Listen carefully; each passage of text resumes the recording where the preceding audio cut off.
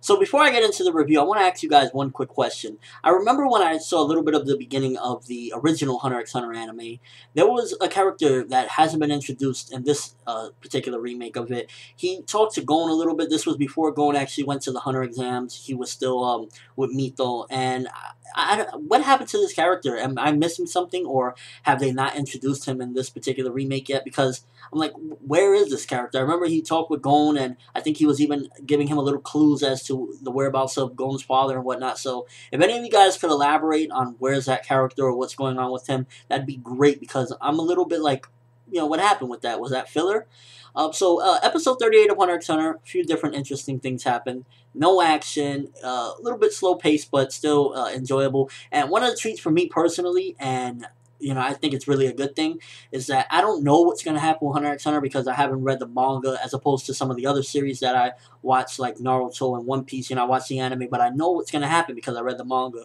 With Hunter x Hunter, or, Hunter x Hunter, however you want to pronounce it, I don't know what's going to happen, and it gives me more of an interest on, oh boy, this is interesting. And in this episode, we learn a little bit about this Greed Island, which apparently, from what I hear, it's a future arc that's supposed to come up after this upcoming arc, because the upcoming arc, I believe, is Yorknew, and then after that is going to be Greed Island. And it sounds interesting. From what I heard from a couple friends as well, it's some sort of gaming thing, which is pretty interesting, and the foreshadowing is awesome.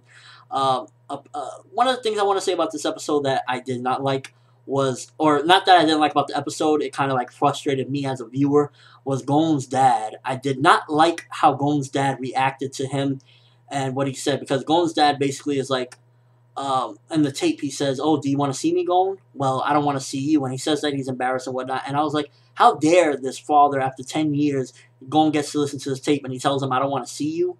And of course, Gon, it's a shonen. At the end of the day, that's his goal. He wants to see him. Maybe when he sees him, he'll punch his head off or something. I don't know. But I didn't like that. I thought that as a character, as a man, he's being like a chump and a punk. You don't want to face your son because you abandoned him. Your choice. Didn't rock with me real well. I was like, why do you want to see him, Gon? But Gon doesn't want to see his mom because of Mito, but he wants to see his dad. Maybe it's just that he wants to tell him how he feels, and maybe, when he does see him, he will knock his face off, because I didn't like the response at all that he got. Overall, again, interesting episode. I like the stuff with Kitawa and his brother. That was kind of funny, him calling his brother Piggy and whatnot. Just a couple different interesting stuff. He's leaving Mito back on the boat because he's going to Yorknew.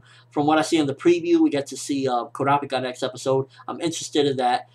In this episode, really, the things about it was, I got frustrated mostly with Gon's dad. I didn't like the response. He looked beast on top of that big dragon thing flying into the sky, but nonetheless, shouldn't have talked to his son like that at all.